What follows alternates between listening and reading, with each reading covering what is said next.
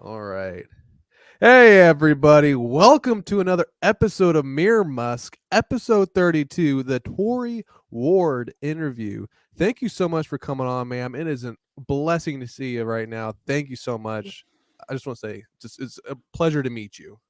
Very nice to meet you too.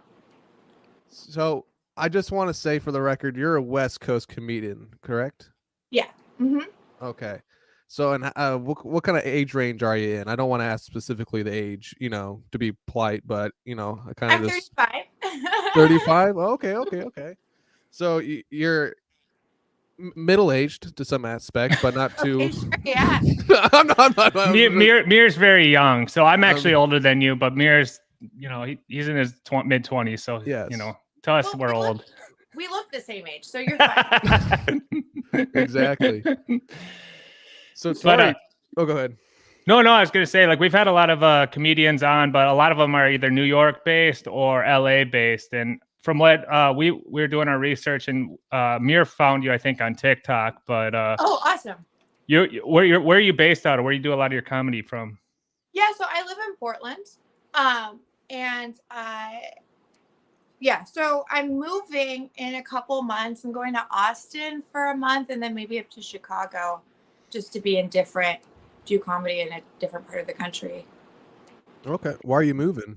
You just want to just move out? You're done with the area? Yeah, I mean, I've been in Portland I've been doing stand up for 7 years, and there's just kind of a ceiling here. Right. You get to a place where, there's not. We have a comedy club. Okay, I knew this was going to happen. Hold on a second. I don't want anyone. I'm very professional, but I don't want anyone to see my literal dirty laundry.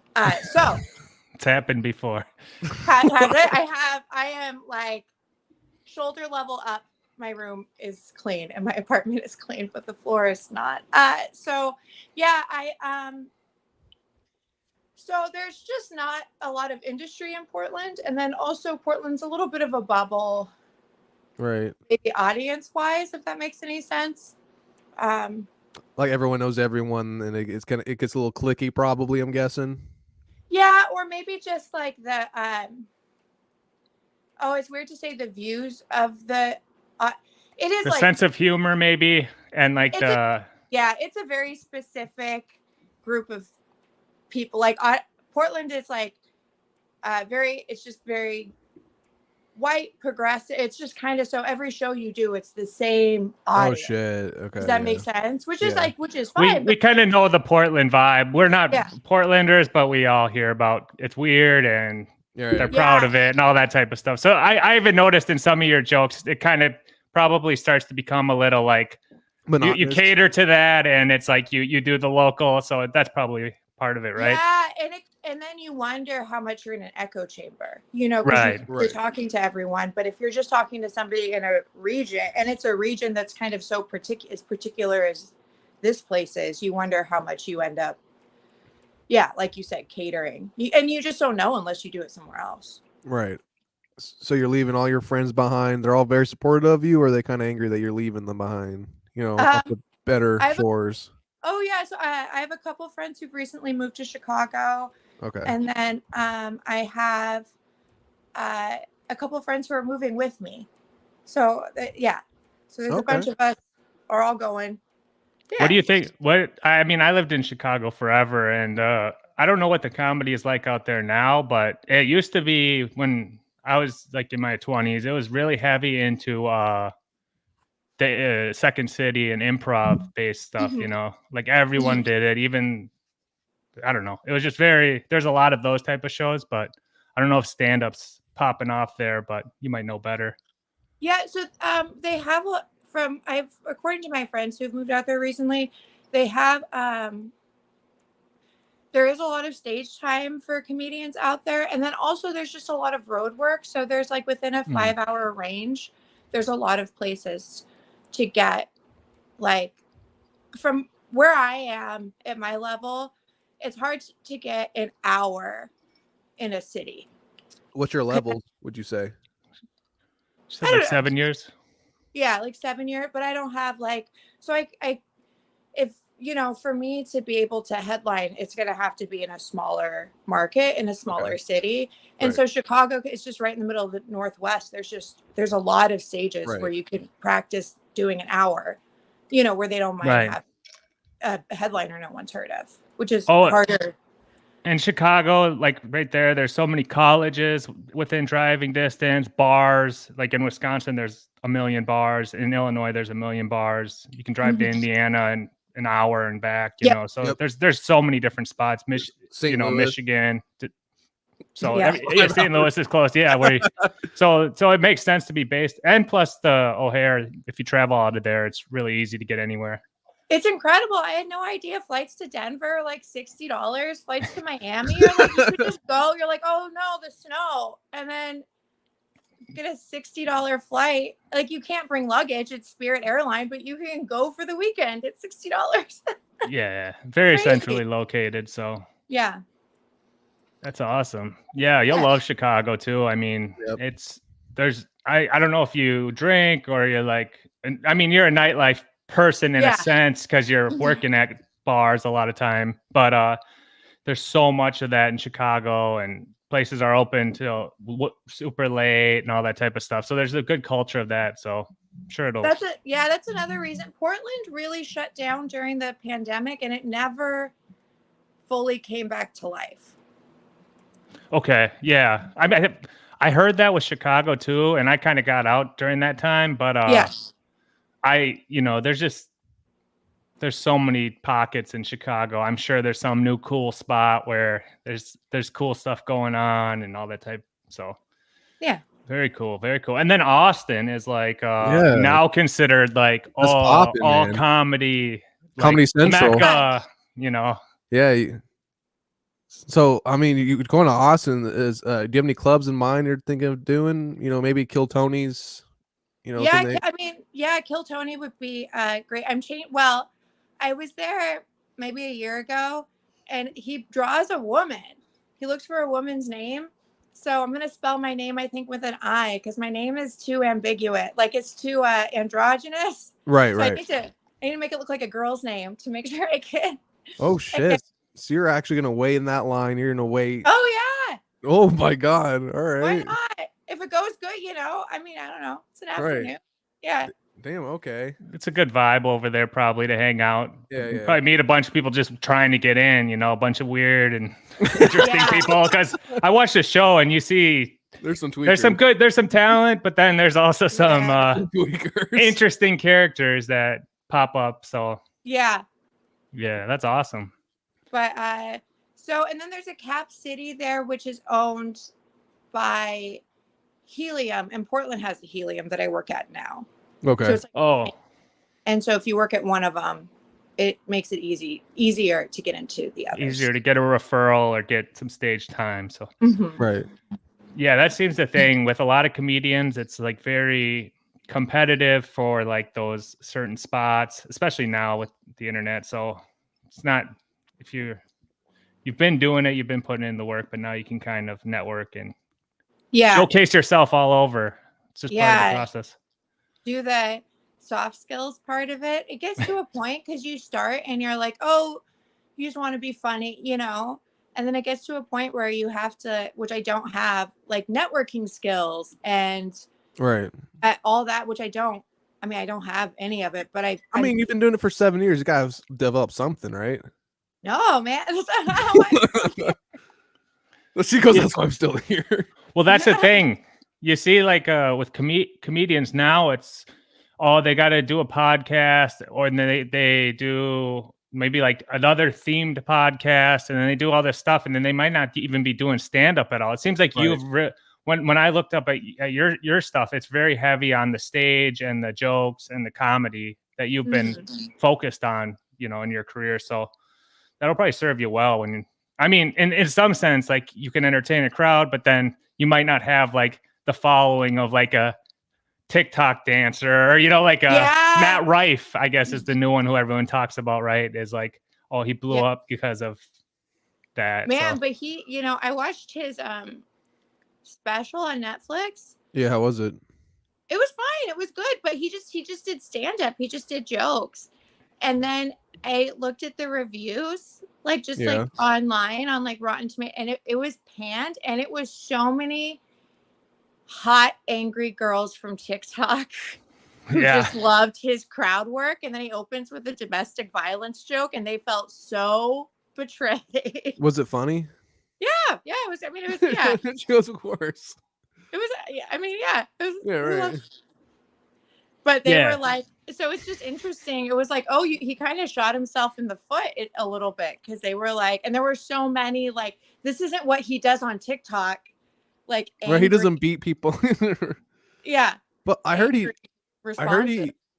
said that he's not backing down though. I respect that about him as a comedian with his craft. He's not backing down from his special. What he said though, yeah, if he's adversary, he's adversary. Yeah. Adversity, yeah. Yeah, no, that's awesome. And yeah, I mean, I know when I was watching a little of your stand-up, I was loving it. But one of the things you were touching on is you actually had gone through some body transformation yourself. You were making jokes about it, right? Oh, yeah. So you had lost a bunch of weight. And how did that affect your comedic because you see, like, at least for men, like sometimes fat dudes, they kind of make a lot of fat jokes. How did that change anything in your style? Or yeah, that's an interesting question. It's I guess a little different when you're female, I think. Oh yeah. There's, of course. I don't know if I've gotten better at it, or it definitely got a lot easier and I got more opportunities. And I don't know if I got better, because people say, like, oh, because you're more confident. And it's like, or you just didn't want the fat, smelly lady on your show. You just do better when you shower and stuff. Gotta get under those folds, bro. Yeah. Well, yeah. So I mean, it's hard to gauge, because you're in such a place of Portland where, like, maybe, I don't know if it's embraced more. Like sometimes in comedy, like the fat guys, like, maybe I've seen that too, where like, oh, Jonah Hill, not that it's stand up, but like, oh, he's not funny anymore now that he's not fat. So there's like all these different factors playing into it. So, but I mean, it's good for your health for sure. Well, I feel like being a fat person your whole life makes you funny. It's not that you're fat. You know what I mean? You just kind of have to compensate. So I think it just makes you funnier. So yeah. But there is kind of an interesting phenomenon though, because like, Portland is very, so they have a lot of like fat acceptance and stuff like that. Right? So you'd think it wouldn't make a difference, but the people who are body positivity are the worst people to do comedy in front of if you're fat, because they only want empowering jokes. I did a safe space room, and somebody was that? A nightmare. And I dude, so this person went by Carlos the rollerblader, very fit, hot person, abs, rollerbladed up to me and told me I had to like watch my internalized fat phobia. And I was like, what the fuck? You have abs and a dick, dude. I'm like almost 300 pounds. Like, I'm the fattest person in this room. What the fuck are you talking about? Probably because you just made like one a joke or two about like, oh yeah, I'm fat. I don't like like some body, but because he felt offended for you maybe in that circumstance. Was he funny? Yeah. What? Was he funny? No. Oh shit. Okay. But so like, there's definitely kind of sometimes with that stuff, the people who there's like a price. It almost feels like there's a price to any show or space that proclaims to be, oh, we're really accepting. That's their whole thing. There's like they have content restrictions, and there's like a very specific tone that they want. So if you don't have that tone, there's a very specific way they want you to talk about whatever, being a woman, being fat, being whatever it is. Right. positive. So you're against that kind of stuff then, I'm guessing, right? Well, I don't know. I just think people, I mean, whatever your joke is, your joke is. I don't know. Do you think that's destroying comedy to some aspect, though? These type of shows that are popping up more, of these safe place shows? I don't know. I think Or like it's trying to control comedy? yeah, I think it's as long as it's your show and your comedy, do it however you want, but the expectation that everyone's supposed to follow rules you've made up is, I mean, Right. to me, I don't think that's useful or Well, good. I think it's I really think limiting. I think it's more like just in a macro sense of like how everything's becoming so much more like pocketed. Like there's different pockets of comedy, of course, and with the internet, Yeah. like so they can build a show around maybe some little niche thing. Whereas in the past, it'd be like, well, 10 comics and they're all kind of similar because they're mainstream and they all make the same jokes about the news or whatever.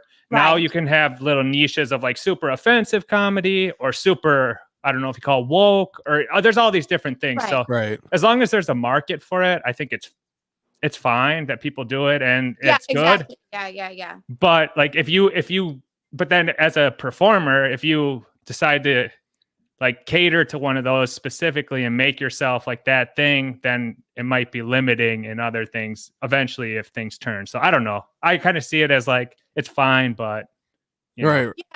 Yeah. That's exactly I think how I see it too. But there is a danger though, I think, like you said, to being a performer that caters to that, and that people feel really betrayed if you step out of kind of. I mean, who really gives a fuck though, right? Like you Yeah. guys are saying, like, I mean, yours is yours. I mean, that's with anything. I'm not gonna get too political with it because I'll say some crazy shit, but Cool. maybe later in the night, with a couple more drinks. But I just all I'm trying to say is like, I don't care if you want to chop your dick off. That's great, do Yeah. it. If you want to chop your kid's dick off, go ahead and do it. I don't care, within reason.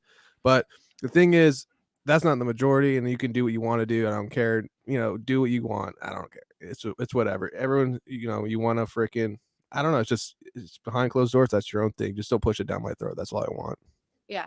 And it's not the majority what the majority wants. So the market always, kind of finds its way as much as like some certain stuff might be like, what was the one that was like really got big a few years ago? Was that like Nanette or something? Do you remember that? Yeah. And then everyone got mad about it, and then it became more popular because everyone was mad about it or praising it. But then now you don't really see much. I don't know. I don't follow comedy that close, but you don't see as much of that type of stuff.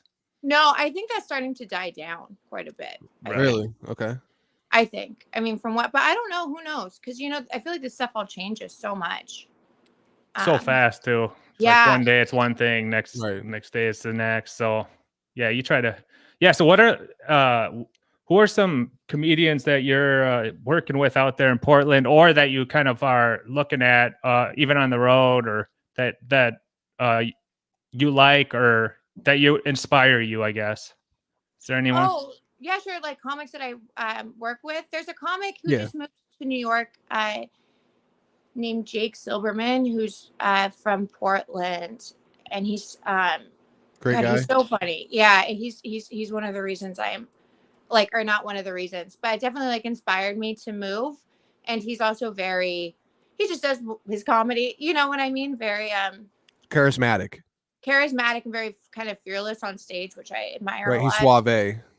Yeah. And then there's oh gosh, I'm trying to think about comics that are like, do you mean like comics that are like where I am, or like comics I just like, listen to? Both, maybe even like someone who, when you decided to get into it, or like when you first discovered stand up, you were like, oh, I really liked like Doug Stanhope, because I liked him when I was like younger, or I know Joe Rogan is popular now. Like, is there certain people who are like early on you kind of you liked watching and you're like, hey, maybe I want to try this? Or currently, like, I don't know if he's still popular now, but I saw him in the news recently. Bill Burr is like one everyone always talks about, Yeah. So I probably my best comedy weekend experience that I've ever had was I got to open for Dave Attell, and that was okay.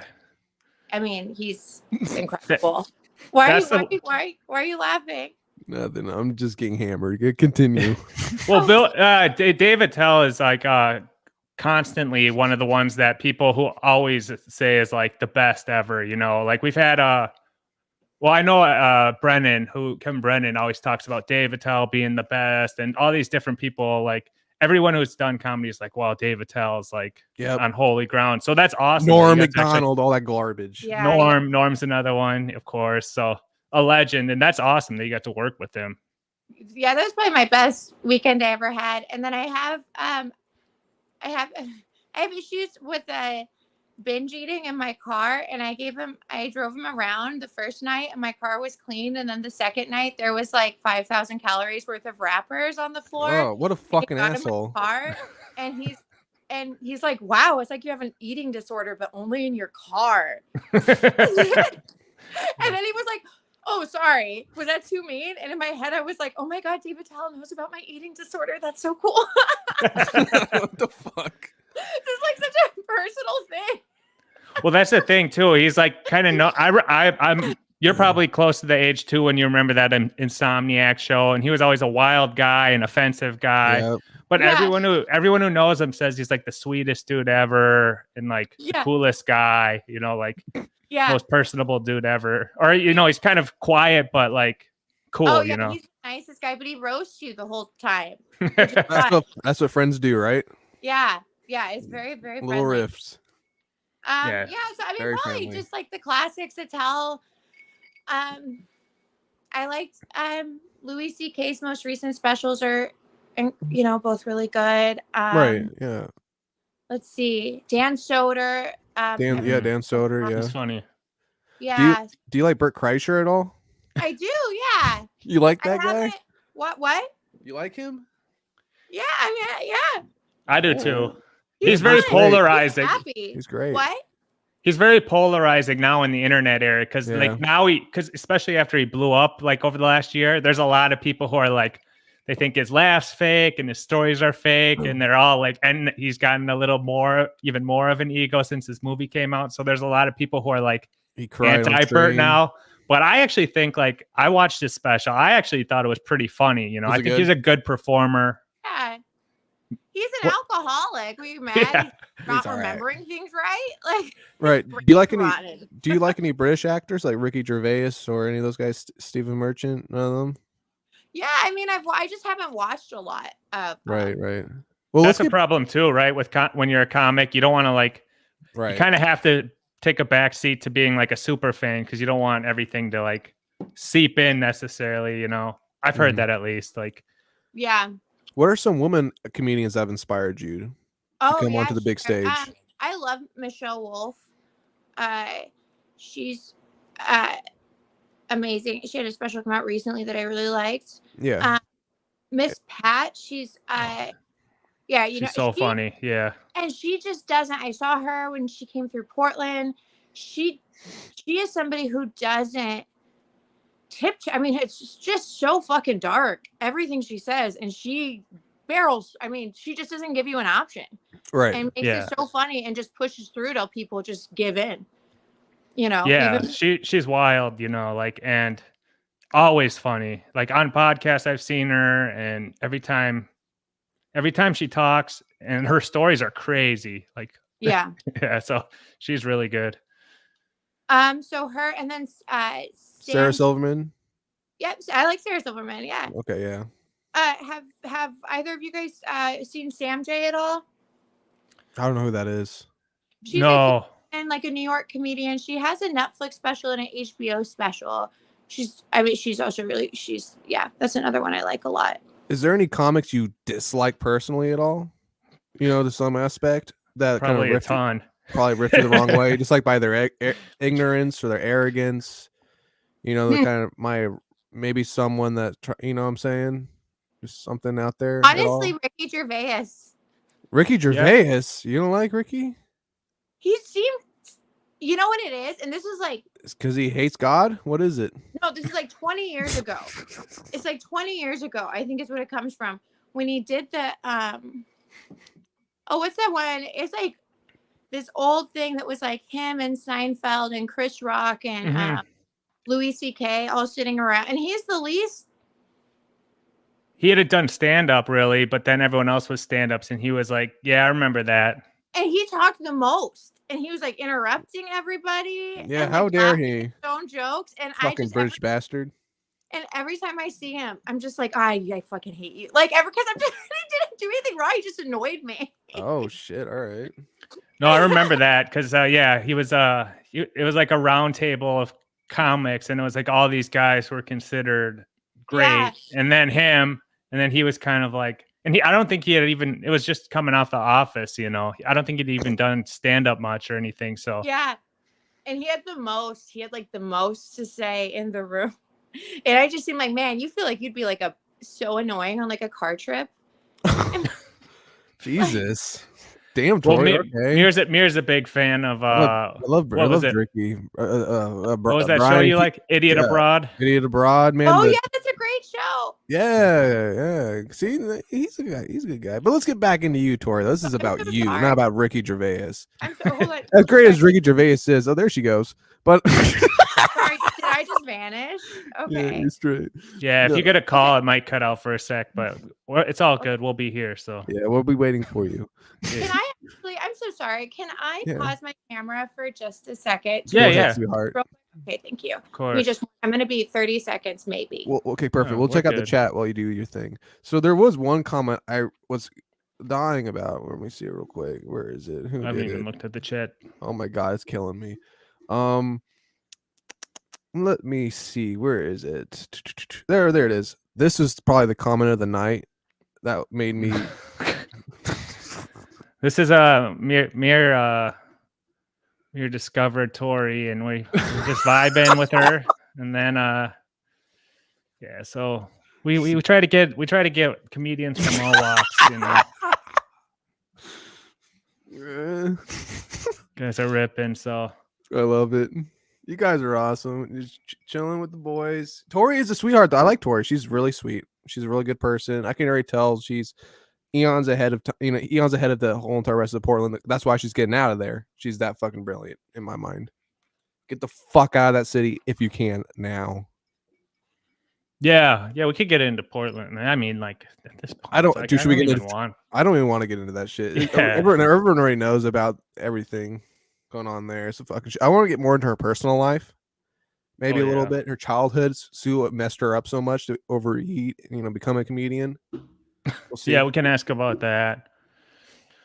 I mean, when I saw her thing, she was talking about her stand-up. She was talking about she was from a small town outside of Portland. And then she made the joke like, oh yeah, people in Portland don't know that or like Portland is part of Oregon and Oregon's the state. So yeah, so I was like, she must have grown up in Oregon. So yeah, we were just talking about maybe like getting into your history of growing up, and I was referencing one of your bits about like telling the crowd about a small town that you grew up in, and people in Portland not necessarily even knowing about other towns in Oregon, or that Portland's even part of a state called Oregon. So yeah, where did you end up? Are you local and born and bred Oregonite, I guess? Oregonite? Yeah. Wait, what did the comment say? What did the comment say in the chat? I don't have it. There's a whole bunch of them. It's on this. Oh, are you on your phone? Yeah, she can't read them. Yeah, we got a handful of trolls, and then a handful of, I guess, fans. And they were teasing you about now I can't even find which one's which. Where Mir found that, but here's one. Bad. Here's one. Maybe just to they're calling me poor. Here's one that I might want to ask you about quick. Do you know Ray DeVito? No, should I? Nah, probably not. he's a middle comedian. He kind of does stand up all over the world. Yeah, no, he doesn't. But he's a comedian. But yeah, he's been on our show, so we have a lot of crossover fans with him. So okay. Yeah. But let's get back into your early childhood though, because that interests me a little bit. Because I always ask every comedian this, because everything's always different. There's always something going on in a human being's brain when they'd finally decide, you know what, I need to be on stage in front of people and talk. I've done it. You've done it. Chow hasn't done it, so he's normal. But there has been a lot of people I've been on wanting to stage. There's been a lot of people who are, there's something wrong with us, and I want to find that out in everybody that I meet. I just need to figure it out because I want to understand you more as a human being face to face, because you're a very sweet person, I can tell, and you have a lot. You've been in the game a long time too, so there's some drive in you, which I love to see, because a lot of people kind of just call it quits after a couple of years because shit gets too hard, you know. Right. And I bet you see that a lot too. Mm-hmm. So there's some drive in you, which you don't see in a lot of people, which is amazing. And you continue to push on every day and night, going on stage and doing your fucking thing. You're going to Chicago, you're in Austin. That's insane. People don't do that, but you're doing it because you're trying to make it happen. And I love that. So my question is, early in your childhood, what kind of drew you to comedy and what wanted you to go onto stage and perform, just overall? Oh, okay. Oh gosh, let's see. Well, I mean, I had a single dad, raised by a single dad. I think that will just kind of do it. So, I mean, we just always had a really dark sense of humor growing up. I grew up in a small town. Yeah. And then my dad had an event center. So Lincoln City, Oregon, it's a tiny town on the Oregon coast. My dad had this event center, which was a old mortuary that in the 80s was closed down. It had been sitting vacant for 20 years. It's kind of interesting if you guys want to hear it. The mortuary got, okay, so in the 1980s, the guy who ran the mortuary had a gambling addiction. Of course. And so, and it's expensive to get bodies incinerated, right? It is. So all right. he started taking the money that people would give him to have their loved ones cremated. Oh my God. Gambling it away. And then was giving people like basically fireplace ashes and telling them, oh, this fucking dead husband or whatever. And then just stacking up the bodies in the basement. Oh, I'm that's sure. kinky. Yeah, should have thrown them in the ocean. Yeah, throw them in the ocean. I'm sure in his mind he thought like, okay, well this next one, how to get caught? Like I can't imagine the horror or just the decomposing bodies with like the skin drooping off the jaw lines and shit. Yeah, and just him being maybe like, fucking the dead bodies. Who knows what he's doing with them? Yeah, well, skin lamps. I think in his mind he was like, I'm gonna this next time I gamble, I'm gonna win the bet. Pay it off. Yeah. I'm winning enough to buy all these people. Yeah, mass graves. All of this. I'm gonna be able to fix all of this. But by the time he got busted, the newspaper described the bodies as being stacked like cordwood in the basement. He just had all these bodies in the basement. And he got discovered. They found out because the building stunk, but it's the coast. And we have like jellyfish, like all will like wash up and the whole town stinks. So people just thought the smell was like like the dead seafood coming up. Yeah. And then it was like an old World War II vet, like called the guy and was like, I was at Auschwitz. I know what bodies smell like. This building, there's bodies in this building. Oh, shit. So the place got closed down, sat vacant for 20 years. And then my dad bought it because it had a nice ocean view and it was a great deal because nobody wanted to touch it. And like turned it into this really cool event space. And then he would call the Eventuary. And then we would do comedy shows there together. And he cooked Italian food. So when I first started comedy, I'd host the shows. How old were you? Out and wait tables, and then he'd cook. Right. So my dad loved comedy, and my brother they both really like comedy. So that might have been part of it. And I always also just kind of had a feeling that I was missing out on something, and I didn't know what it was, but something was missing. And then I did comedy. The first time I did comedy, I had a good set in a full room. And it was, the most euphoric experience ever. Yeah. Got that rush. Yeah. Yeah. So yeah, then you were hooked from that point on. And you kind of had it in your blood, or, the passion was in the family already. And then once once you destroy it on stage that first time, you're like, all right, I'm gonna do it again. I'm gonna do it Yeah. again. So Yeah. And then I think it's just a dopamine addiction. Probably is, yeah. And I've had people, because I have like social anxiety and a hard time like connecting to people. And people have said like, oh, that's weird that you have that and you do comedy. But I think it's like perfectly connected, because if you have difficulty connecting with people and then you get a room full of people to laugh, I think You're it like connecting. yeah. Yeah, and it's a little different too when you're doing the comedy because you're kind of performing out, and then it's not as direct like oh shit, Billy John. Billy It's not John, like a Fierce Boy. direct yeah, Billy John's one of our former guests. He's an awesome IRL streamer in Hollywood. So shout out King. But yeah. That's awesome. So does he still have that place out there? No, he died. Oh, I'm sorry to hear. That's okay. But then he died, and no, then his ex-wife said, can I say cunt? Well, Yeah, you of can course. say You can say fag, anything you cunt, want. whatever you want. Yeah. she's a big cunt, and she like fire sold his building that he lovingly whatever, his like baby, his project. And so, but I got a little bit of money from it. And so then it's like, now in my head, I'm like, well, I have to use this to make something cool. Like otherwise, The building or your career? No, the my cash, career. the Yeah, proceeds from the sale. Oh shit, okay. But Yeah. he probably sold it for a good amount. When did that the sale happen? Because the land out there is super expensive these days. Is it probably like maybe like a year before the pandemic? Okay, God damn it. but that's still probably a good time Yeah. compared Yeah. to the '80s or whenever he got it. I'm sure it's Yeah. appreciated a lot, especially if it's got ocean view. Yeah. Yeah.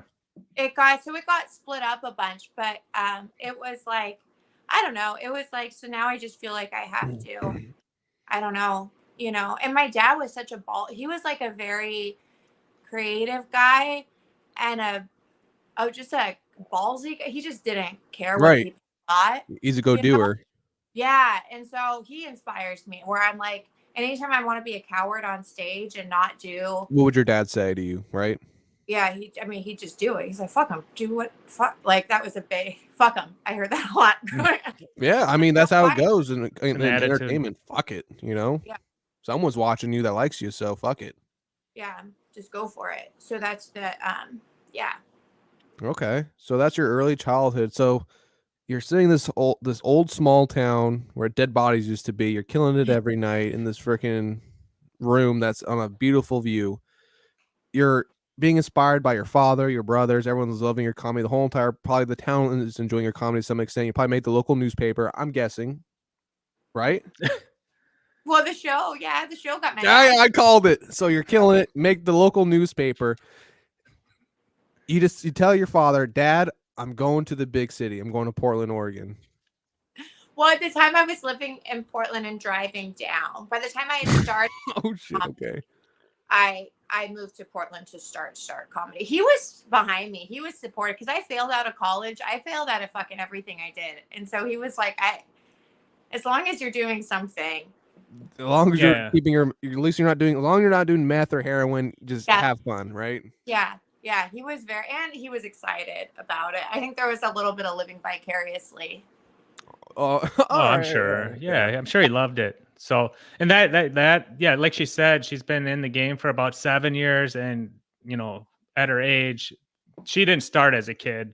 No. Lil Mir, you're kind of painting the picture like she did. So you said you had done a couple other things in the Portland area until you found yourself on stage and doing it in your mid-20s, so to speak.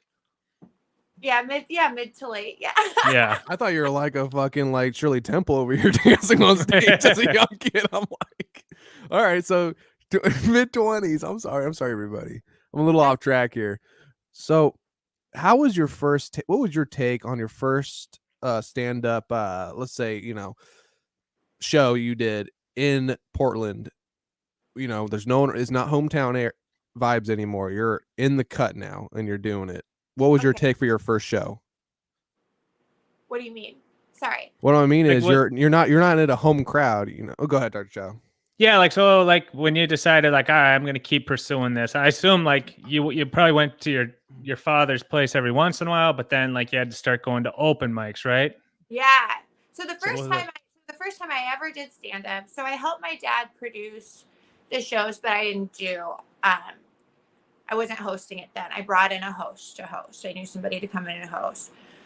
Um so the first time I ever got on stage, and then eventually I started hosting his shows because I started doing stand up. The first time I ever got up on stage, I didn't tell anyone I knew except for my brother because I just wanted him to hold me accountable. But I told him he couldn't come. And so my plan was if it was I was like, I'll just never go there again, and I'll just never see any of those people again. I'll never. And I wrote 3 minutes, like, and I memorized it. And like looking back, it was probably a minute, you know. I and it was great. My first set was great. My second set was great. And then you're new and you don't know how it works, and you're like, oh, am I like a comedy genius? Am I just great? Prodigy. Yes. You know? Yes. And then by the Yes. third set, I Genius. just silence. Just and then Life's got a cruel way of doing that, right? When you think you got it all figured out, yeah. they throw you that curveball. That's So right. You have Ray DeVito on. And then there's been a lot of silence since then. It's good sets and bad sets. But I feel like I've heard people say like, oh, for someone's first time you want them to do a rough room or a bad room. I feel like no, for your first time, I think you should do an easy room so that you get the feelings, so that you have something to chase. Right. Because it gave me a feeling to chase. You know. yeah, and then it kind of reassures you, if especially you're nervous going in, like, hey, I can do this. It's worked before, so Right. kind of gets you through those times where maybe it goes awful, and then Yeah, because you're no like, matter what, there's gonna be bad. It's gonna go bad. Right. How's your crowd work? It's okay. I do it when necessary.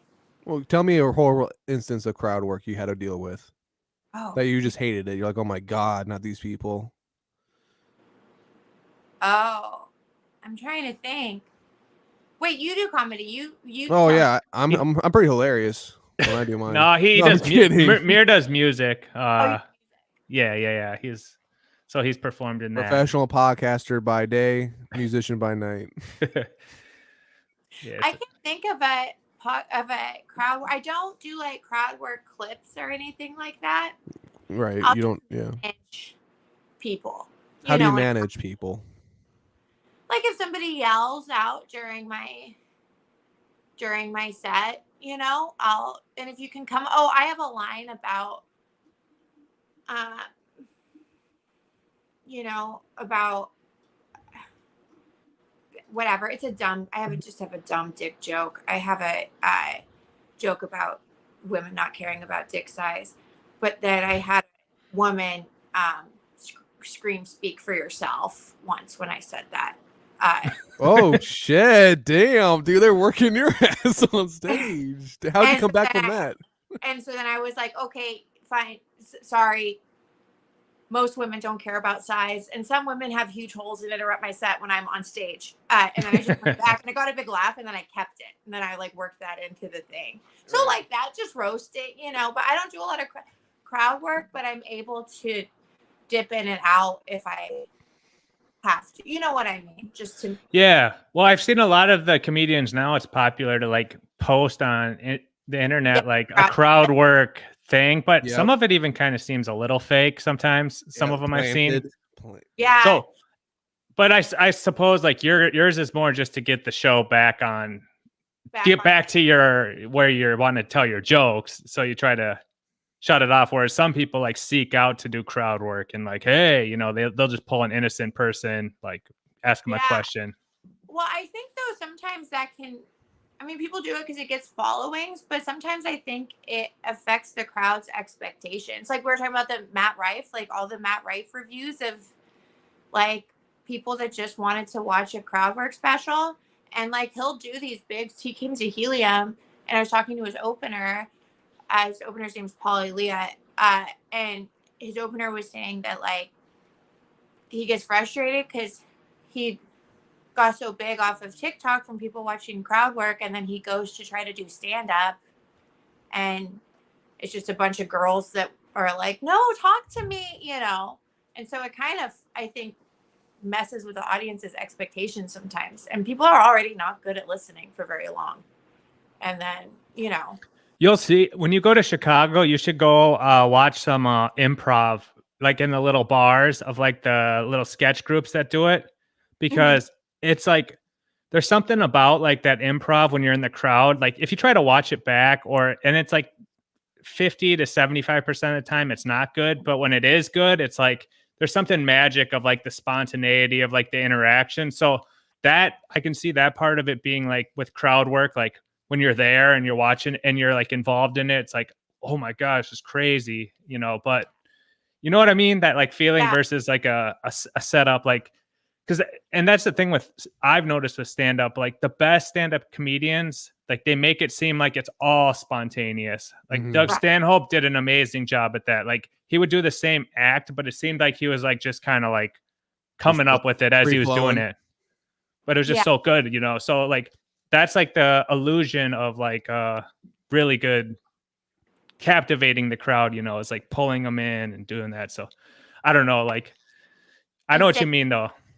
Yeah, like, and talking to the crowd also, I think, just like helps you the times, because like even if you have a crowd that doesn't ever yell out or doesn't something, like it's your job to keep the show going. And I mean, a fire alarm could go off, a server can drop a trade, like, you know, there's just a million things can derail, and it's like your job to be able to make a joke about it and like keep, you know what I mean, like keep the show going, Right. And but also it's like sometimes it's kind of a gift, because it can be hard to sit up there or stand up there, at least I have a hard time, for like 30 minutes or 45 minutes or whatever, and stay present and not just start reciting. And as soon as you start reciting, they can tell instantly. Do they call you out on it? No, they'll just stop laughing. They'll just Right. What's your worst bomb you ever had? Oh fuck, dude, I've had so many. I don't. Which one that kind of like hurt you the most? Like, God, I can't believe I fucked that up. Kind of time. Anytime someone I know is in the crowd, Oh shit. Okay.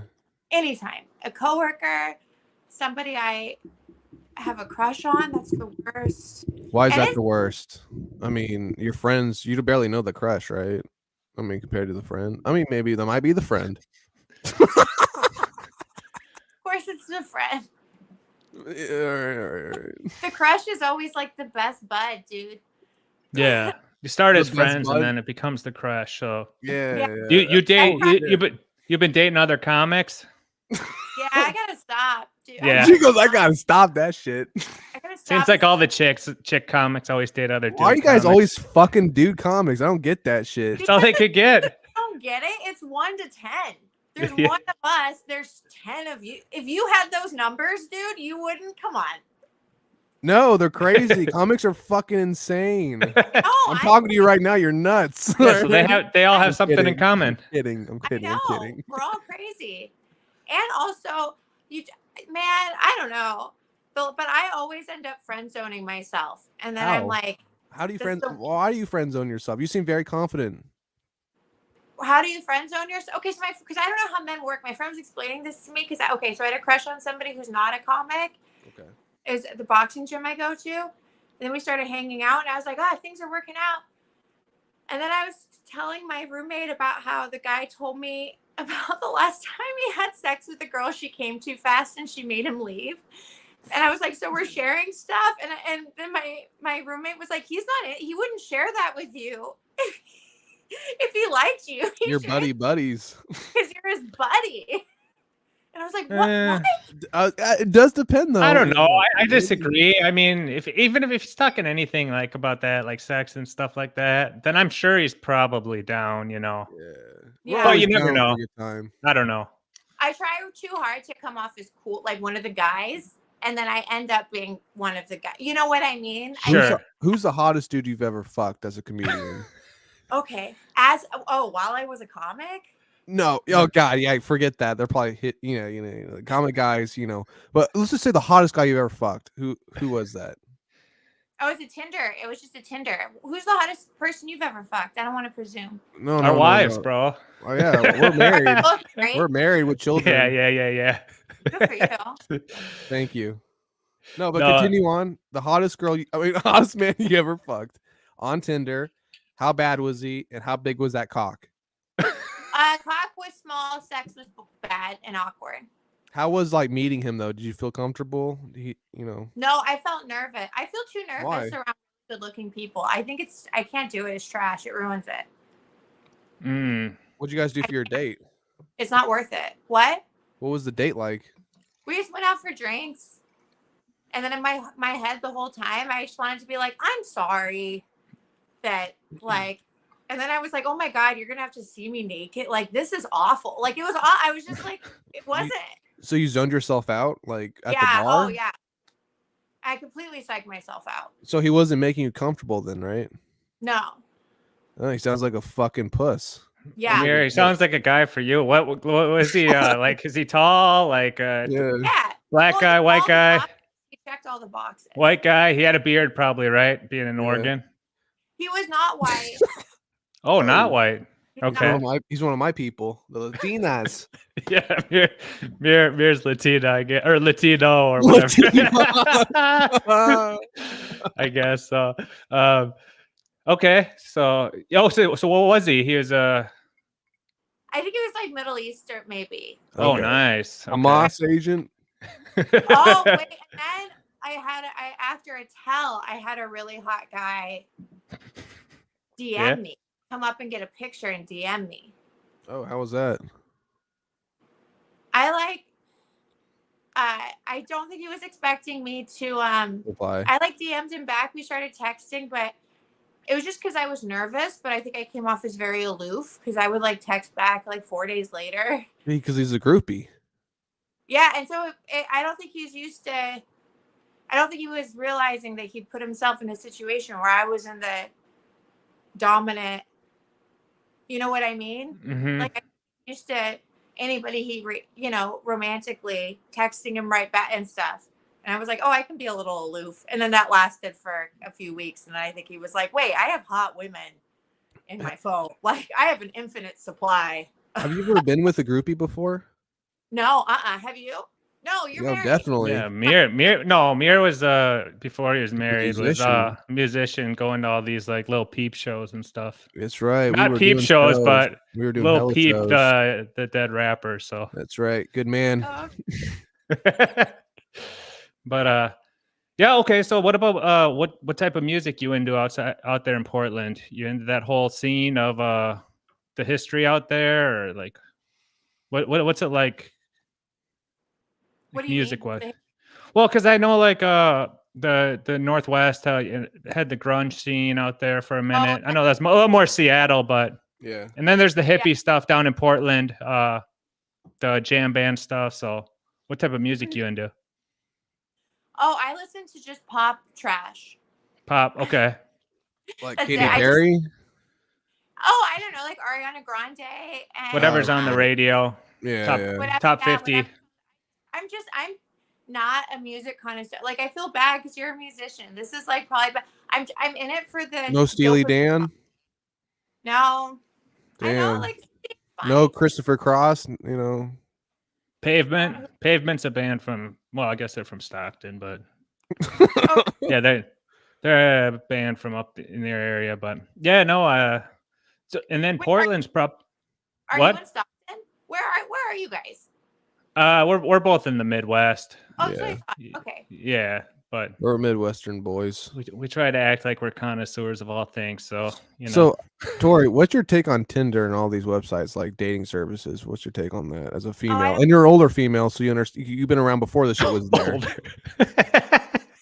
I'm not trying to be rude. I'm for real now. I just kind of want, because I you see all these younger females fucking using this shit all the time, and beforehand there was, let's say, more aged females who used to do shit the right way and used to get dick the proper way. But nowadays there's Tinder and shit, Okay, so I used it for a little bit. I didn't like it. I'm too old. I don't like flirting over text. I don't like it because it's the same thing with clips. Like, I'm so bad at posting clips because what I like about comedy is that it's ephemeral. You say it and it's gone. And I like that I'm talking. And then it's a nightmare. Someone can screen. I hate it. I hate it. I don't like that. And then also, I'm reading a book right now about that like takes place in the 1940s, and she's just talking about being 20 in the 1940s, but she's like talking about there's like romantic encounters in the book, and I was just thinking about this today reading it about how like dating apps take away that intimacy, the bravery of like the man meeting someone, and then when you both get to that place where like you're pretty sure you have this mutual feeling or desire, and then it takes so much to like ask or put, you know what I mean, to be the one, and that bravery and that vulnerability that used to be like the threshold for a dating or a relationship. It's gone. If you're both there on the pretense, on romantic pretenses, then that thing that used to be required, that kind of that like thing we all had to do at some point, like get up the whatever to come up. Yeah, it's gone. You know, So that's interesting you say that though, because you said you fuck with a lot of comedians that are men. I'm sure you don't connect with them on Tinder. You connect with them at shows. So that must be a little bit of that gall there. They're a little bit braver than the men on Tinder come at you in person, right? Oh, we're just around each other all the time. Right, but I mean, they still have to have the balls to come up to you and say, "Hey." Right. Yeah, and realize at some point, like, oh, I'm gonna try. Right. Yeah. So, is there any move guys? from friends to Yeah, more romantic? It takes so much. It's just so impressive. Like, I don't know. I think it just takes so much. It can take so much bravery to do that. And yeah, I don't know. I think it's interesting how that's changed. What do you guys? Do you think that that's good? Do you think apps are good? I found my wife. I met her at my friend's New Year's party, and it was before Tinder existed. You know, over 10 years ago. So like, I never messed around with any of that crap. But the thing I've noticed, I saw a dude I've told this story to someone else, but I saw a dude on an airplane once, sitting in front of me, and before takeoff, and we were delayed or something, he was like basically handling like 5 or 6 different conversations with women for like an hour straight. And I was just sitting over his shoulder watching. And I'm just like, holy crap. Like, I know some men would think like, oh, look at this. This is great. There's more women and all that. But to me, it seemed like it was such a headache. Yeah, it seemed like it was a full-time job what he was doing, because he was like, yeah, babe, next time I'm in Chicago, and then he's like texting this other one, like, oh yeah, when I do this, blah, blah. And then like I see him going back and forth with all these different things. So to me, I don't like it, but Mir's more in the generation of people who would date online. So let's hear his take on it. Mine is, I mean, Christian.com, you'll meet the best woman you've ever had in your life. I'm not kidding you. A lot of skanks, a lot of whores. No, but for real though, my girl, I met her a long time ago before. Hang on. Let's the math not add up on that. Hey, I don't. But early on before. No, I met her. Yeah, not before. No, but all I have to say is, when you meet the one, no matter how you meet them. I mean, like, you've seen Nazis occupy France and they met the love of their life and they got married. And what does that tell you? Right. So yeah, I think it's bad overall, but I think that apps are bad overall, but I never used them, so I don't know if I'm a hater or what, but just my 2 cents based on some stuff I've seen. Depends on how you go at it, in my opinion. If you want to go as a whore, then I mean, good luck. But if you actually want to just do it just to meet people, I mean, some people go in there to meet it just to be as friends. Have you done that before, just to make friends? No. She goes, no. I don't know how many people actually did that. That's crazy. Dude. I fuck so many whores saying I'm just here to make friends. I'm like, big bet. I'll be your friend. No, but I don't know. At the end of the day, have you ever had true love? I've been in love. How was that? I don't know that I've ever had true love that was requited. What do you mean?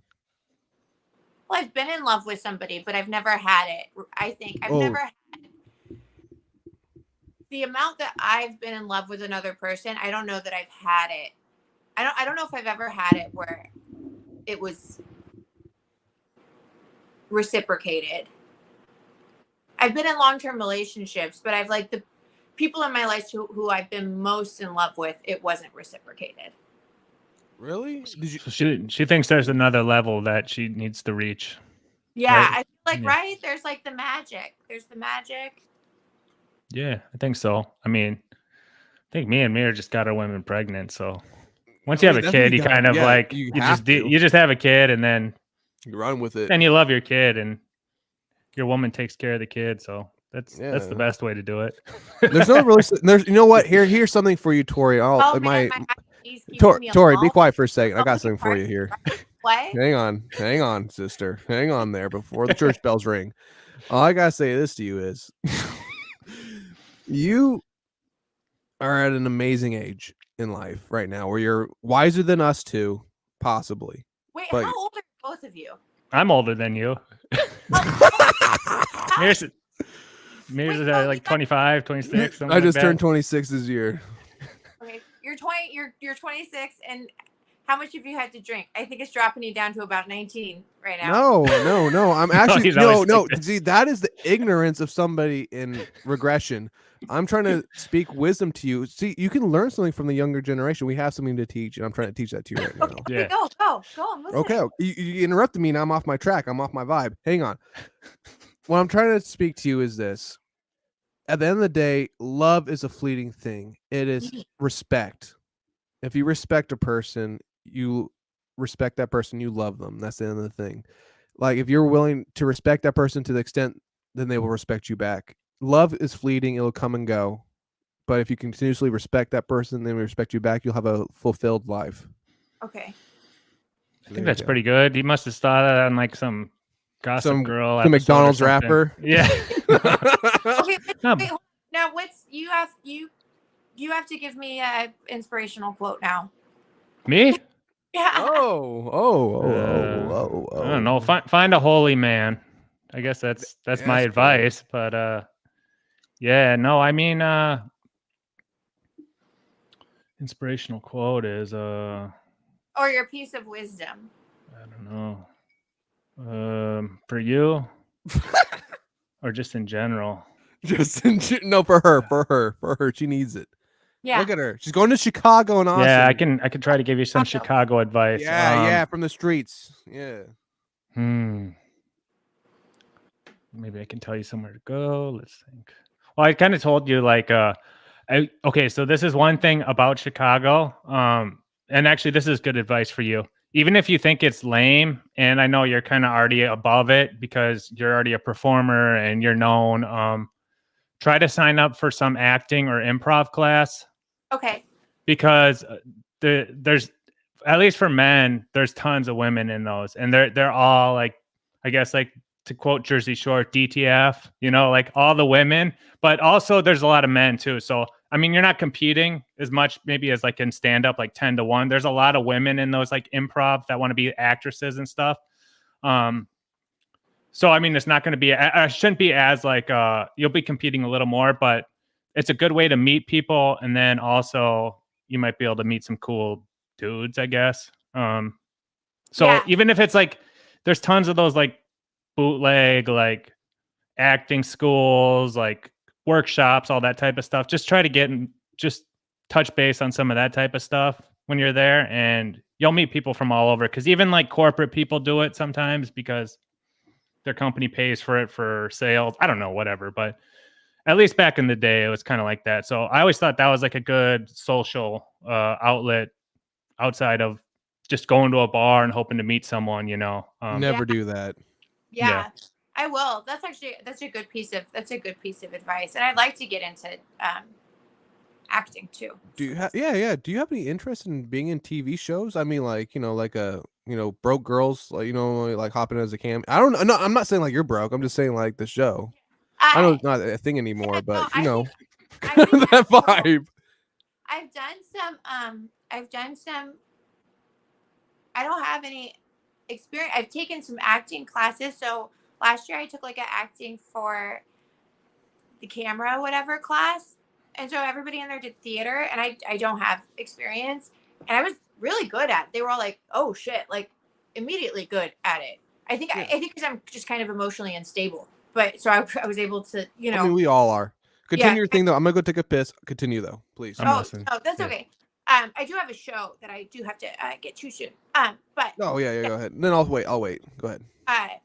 but so I like to. That's something that I like to do because the teacher was like, "Oh shit, you're good at this," and I think stand up just probably makes you better at it too because you're used to being in front of people and stuff. Oh yeah, But it's more comfortable. So yeah, Are you looking for an agent at all, or no? I don't. Honestly, the acting stuff is I don't know You're how. strictly stand. Okay, I gotcha. Like I don't know the steps. I don't. Yeah, Do you have a headshot? I have a headshot. You have to have for comedy, yeah, they probably have to because they put you up on the website whenever you're performing. So yeah.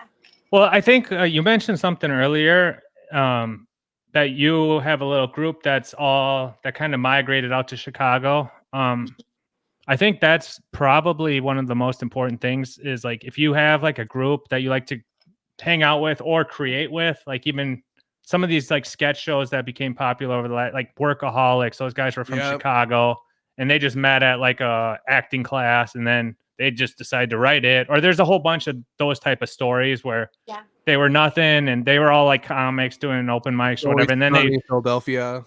Yeah, they loved collabing on something and then boom, it became a passion of theirs. And then they got to do it professionally. So I think you're on the right track of that is like, I know it's not networking. They're like friends of yours that you know, but like just working with people you like and making stuff you like, it'll eventually find you. You know? Put your bank accounts together. I mean, I can come up to something. Yeah. You Thank you. This is very reassuring. Thank you. Were you not reassured before then? It's a big scary I don't know, moving's expensive. It's there's snow in the Midwest. Mm-hmm. There's So I don't want to get too personal with you though. I mean, go for it. Go. Okay, perfect. Okay, I'll get very personal then. I feel like go ahead. Ask. No, what'd you say? Nothing. Go ahead. Okay, when you go to Chicago, what's your source of income? Okay, yeah, sure. Good question. So I have some savings, and that's it. You don't want to get a job at all while you're there working? No, I'm gonna get a food service. I mean, I've worked in food service, so I'm gonna try to get a part-time food service job and then string together. Because I know that I can feature at the I know I can get a weekend at the Comedy Attic featuring in Bloomington in Indiana, and I know a room in Minneapolis. So I have like some shows I think I can put together pretty quickly just to get some comedy income going. But then I have some dead dad money saved up, and then I have just part-time food service work. Okay. Chicago actually can be a pretty cheap city if you know, like if you want. It can be expensive too, but it's just so big and there's so many different areas that like the cost of living compared to like New York or LA is way lower, I think. So you can make your money go a lot further there, in my opinion. Yeah. There's a lot of artists and stuff there that live for real cheap. Back when I was in that scene, you know, like there's like. And that's the thing. There's so many good. If you're in food, there's so many good places, like restaurants and all that type of stuff that you can find work. So, I think you'll love it out there. Honestly, I think I kind of been hating on it a little bit, but since the pandemic, because a lot of stuff did close down, but it's coming back, and there's constantly building, and it's just I don't know, like you'll see what it's like, and you'll get the vibe. You don't have the history there. Like you said, like Portland is different after the pandemic. And I've heard a lot of stuff about Portland, of course, in the news. Mm-hmm. Chicago is like that too. There's a little bit more crime, open crime and stuff like that. But it's so big that if you're in the right spots or you'll figure it out. I think you'll be completely fine. So I think you're going to have a great time. That's good. Thank you. Yeah. Thank you guys so much. I do have to run. I have a show I have to get to. Of course. Thank you. I appreciate you. Thank you so much for having me on. No, it was honored. Appreciate you. Yeah. Tory, do you have any plugs you want to plug real quick before we end the show? Why don't is it if anyone's in Portland? I have a going away show at Clinton Street Theater January 20th. And so Okay. Check her out on. Are you on Twitter or just no, just on YouTube? Instagram. Yeah, I really enjoyed your stand up on your YouTube. I just looked up your name, Tory Ward. So if you want to see some clips of her performing, I don't know if she's trying to promote it. I'm just throwing it out there because I enjoyed it. So yeah, check it out. And if you're in Chicago, keep an eye out for her coming next year. And when you see her on TV and or in Hollywood or making it big in a few years, you can say, "Hey, I remember that lady. She was on with Lil Mir and Dr. Chow." So yes, sir, Dr. Chow. Like, for real, I do want to say real quick before you go, Tory. I'm sorry, I might hold you a little bit late. I just want to say one thing real quick. Keep going, keep doing your thing, even though you've already been doing it for probably a decade almost at this point. But my thing is this: one day you will do something, and I can't wait to see it. And thank you so much for coming on. Okay. Thank you. You're amazing. Thank you. Thank you. Thanks, Tory. Yeah, thank you. Have a good night. And good luck tonight. Yeah, with your show. Good luck. Yeah, good luck. Thank you. Trust. Keep in touch. Yeah. Airmail. Later. You can leave whenever. I dumped her off just because I don't know if she knew how to, but I don't know. Yeah, she's backstage right now. She's gonna leave. Okay. Hey guys, Tory Ward right there. I mean, sweet person. You could tell from the show. Just an amazing comedian, and appreciate your having her on. Good. It was a good conversation. And anyone who's watching tomorrow night, we got the one and only, the night daddy, Hollywood Mersh himself. So yes, sir, Mr. Mersh. We'll see you guys back tomorrow night around this time, and we'll get the perspective from an OG podcaster / streamer. So, and make sure you bring your Xanax, bring everything, because we're partying hard tomorrow. Absolutely. Good night, everybody. Till next time. Later.